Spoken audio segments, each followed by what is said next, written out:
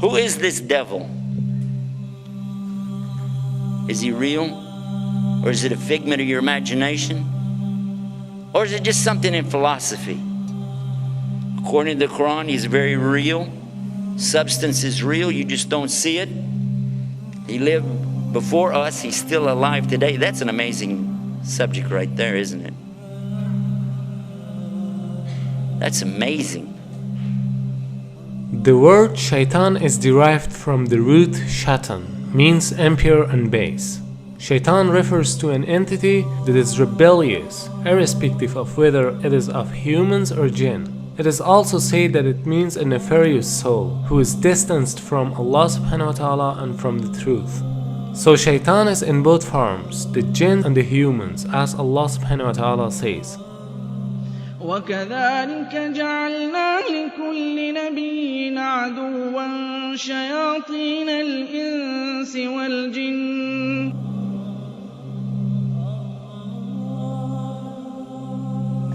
Now what is this about the jinn? Why do you have to believe in that? Well, they're part of something called al-ghaib. Al-ghaib means the things you don't see, the unseen.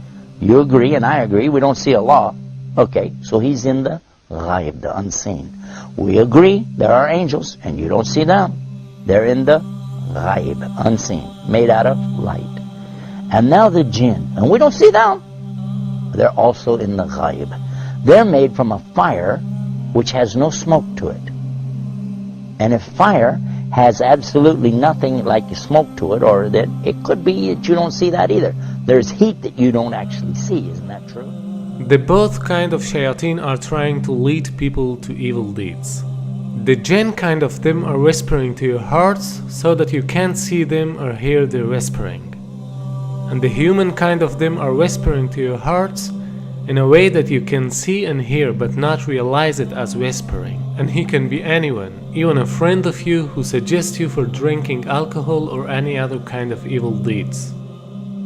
As far as the question is concerned with Iblis, it should be noted that Shaitan is a common noun, whereas Iblis is a proper noun. Iblis is also from among the jinn, who was the first creature that disobeyed Almighty Allah's command. We don't see the jinn, but we said that they have choices, and they were making choices even before Adam or human beings were ever created. And their choices were sometimes good, sometimes bad. From them comes the one we call Lucifer or Iblis. And who is that? Who is Lucifer? Who is Iblis? You might say he's the devil, the Satan or Shaitan as he's called in the Arabic language.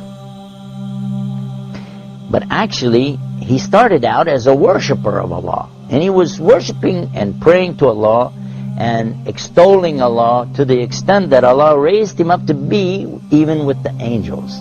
Now remember, this guy Iblis is not an angel, but he was worshipping alongside of them because of his ibadah or worship, being so lovely, and Allah raised him up, you see. But then what happened? And this is an important story. So we'll digress from a moment from our beauties of Islam to go into this to get a concept here to understand a big mistake that some people make when they say that he's from the angels. Angels don't make mistakes. They do as they're commanded. So when Allah created the best of His creation, what did He create? He created Adam, a human being. He created Adam from what? He created him from mud or clay. I want to show you what happened after Allah created Adam. Allah ordered all the angels, bow down. And all the angels did because they have to do as they're commanded. And they bowed down. All of them bowed. Except Iblis. He didn't bow down. Now if you read this in context, you understand that he was not an angel. But if you just read the words, all the angels bowed down except Iblis, you'll say, well see, that means he was an angel. But otherwise, in the Quran we find in other places that Allah said he wasn't an angel, but he was from the jinn, and he's created from a smokeless fire. And that's exactly what he said. You created Adam from mud, but I'm created from something better, from a smokeless fire. So I refuse to bow down. Why? Because I'm better than him. I am better than Adam, and I refuse to bow down to him. And by so doing, he disobeyed Allah. And whoever disobeys Allah, he's in trouble. But especially if he does it out of his arrogance and his pride. I refuse to obey because I know better. And in this way, he put himself in the worst possible condition with Allah. Allah condemned him to hell forever. And he said, I don't even care. Just let me take him, meaning Adam, and his children along with me to hell. What? For what? Because of this thing called pride or arrogance. Kibr in the Arabic language. And what is kibr? And kibr is something comes from kabara. Kabara is the root of the word akbar. And only Allah is akbar. Allah is greater and greater and greater than anything. But a human being has no right in front of Allah or anything it's created. The jinn, the angels, nothing have the right to come in front of Allah like this and say, hey, who am I? You know, I'm this, I'm that. No, Allah gave you a commandment. You do it. Now the important point is that everyone thinks that it is because of shaitan that we commit sins. That's why they're asking some questions like, why Allah created shaitan? Or why Allah didn't finish shaitan so that we wouldn't commit sins?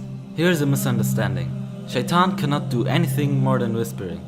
To make it more clear, let's ask a question. Before Iblis became shaitan, there was no other shaitan, right? So who told Iblis to disobey Almighty Allah's command? Here's the point. There was no shaitan before him. He did it because of his nafs.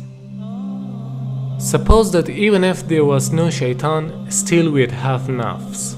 So we'd commit sins. Because this world is a test for the mankind and the jinn kind. Now same as the case with Iblis, he's also in this test because he is a jinn and he has nafs. So Allah subhanahu wa ta'ala didn't create him as shaitan, rather he himself chose to be shaitan. Not only Iblis but all the other shayateen are choosing to be shaitan by disobeying Almighty Allah's order. Now, what happened next? Well, that's when Allah told Adam that he could have anything that he wanted in all of the paradise. Go ahead, enjoy. But there's one tree, don't eat from it. Of course, you know what's going to happen. And the devil came to him and to Eve and got them to eat from that tree. And they were cast down because of that. But Allah knew from the beginning they would eat from it. That's why Allah put it there. Because this life, and this is the whole reason for me telling you this story, so you can get this one beauty of Islam, to understand this one thing. This life is nothing more than a test.